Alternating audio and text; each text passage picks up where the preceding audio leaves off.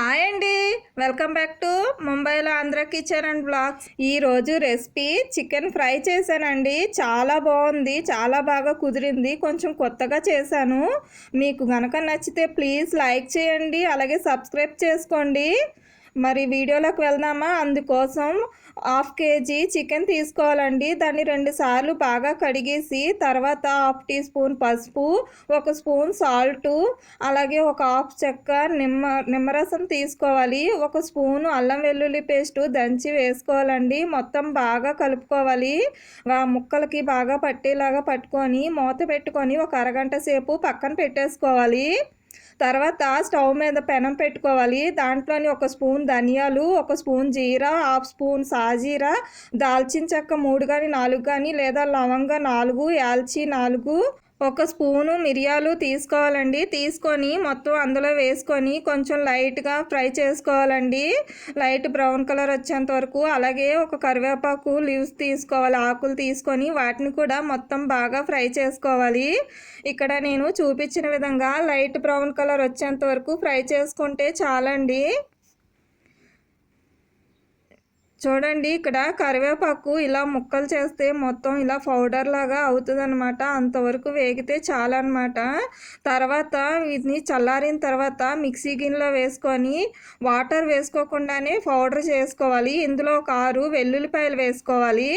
తర్వాత 1 spoon normal home made కారం వేసుకోవాలండి. తర్వాత 2 స్పూన్లు కలర్ది అంటే కొంచెం ఘాటున్న మిర్చి పౌడర్ వేసుకోవాలి. వేసుకొని మొత్తం మిక్సీ పట్టుకోవాలండి. ఇలాగా కొంచెం మెత్తగా పట్టుకోండి, గరుగ్గా వద్దు, మరీ మెత్తగా కూడా వద్దు, లైట్గా అలా మెత్తగా పట్టుకుంటే చాలు అనమాట. తర్వాత స్టవ్ మీద పెనం పెట్టుకొని 2 స్పూన్లు ఆయిల్ వేసుకోవాలి. తర్వాత 1 ఉల్లిపాయని ఇలా చిన్నగా ముక్కలుగా సన్నంగా మధ్యకి కట్ చేసుకోవాలి. మీకు పొడవుగా కావాలనుకున్నా కూడా అలా కూడా కట్ చేసుకోవచ్చు. చిన్న ముక్కలు మాత్రం వద్దు, ఇలా పొడవుగా కట్ చేసుకోండి. వేసుకొని కొంచెం లైట్గా బ్రౌన్ కలర్ వచ్చేంత వరకు ఫ్రై చేసుకోవాలి. ప్లీజ్ ఒక లైక్ చేయండి. అలాగే ఇప్పుడు మనం తయారు చేసి పెట్టుకున్న చికెన్ మొత్తం వేసేసుకొని ఒక 5 నిమిషాల పాటు బాగా ఫ్రై చేసుకోవాలండి. మంటను మీడియం ఫ్లేమ్లో పెట్టుకోండి. మీడియం ఫ్లేమ్లో పెట్టుకొని చికెన్ మొత్తం ఒక 5 నిమిషాల పాటు బాగా ఫ్రై చేసుకోవాలి.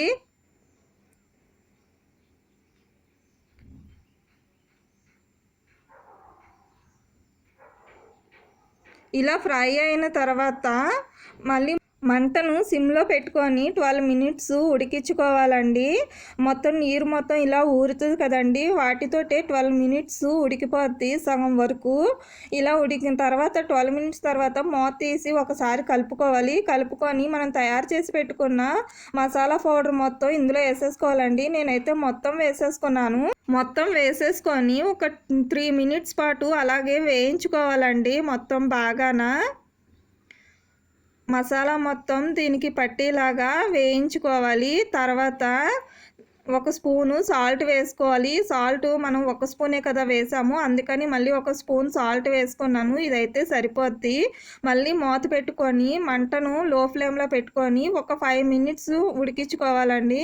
అప్పుడు మసాలా మొత్తం దానికి పడుతుంది, ఇంకొంచెం బాగా వేగుతుంది అన్నమాట. అలాగే చికెన్ కూడా కొంచెం ఉడుకుతుంది, అందుకోసమని. తర్వాత మళ్ళీ మూత తీసి ఒక 3 మినిట్స్ మళ్ళీ ఇలాగా బాగా కలుపుకుంటూ ఉండాలి. తర్వాత కరివేపాకు లీవ్స్ వేసుకోవాలి. తర్వాత కొద్దిగా కొత్తిమీర కూడా వేసుకోవాలి, కట్ చేసుకొని చిన్న ముక్కలుగా వేసుకొని 1 నిమిషం పాటు వేయించుకుంటే చాలండి.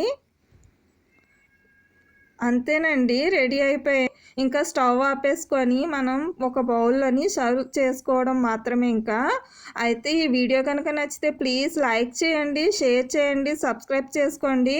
పక్కన ఉన్న బటన్ని క్లిక్ చేసి ఆల్ అని పెట్టుకోండి. పెట్టే ఏ వీడియోస్ అయినా ఫస్ట్ మీకే వస్తుంది. ప్లీజ్ లైక్ చేయండి. లైక్ చేయటం లేదు, చాలామంది చూస్తున్నారు కానీ లైక్ ఎందుకు చేయట్లేదో తెలియటం లేదు.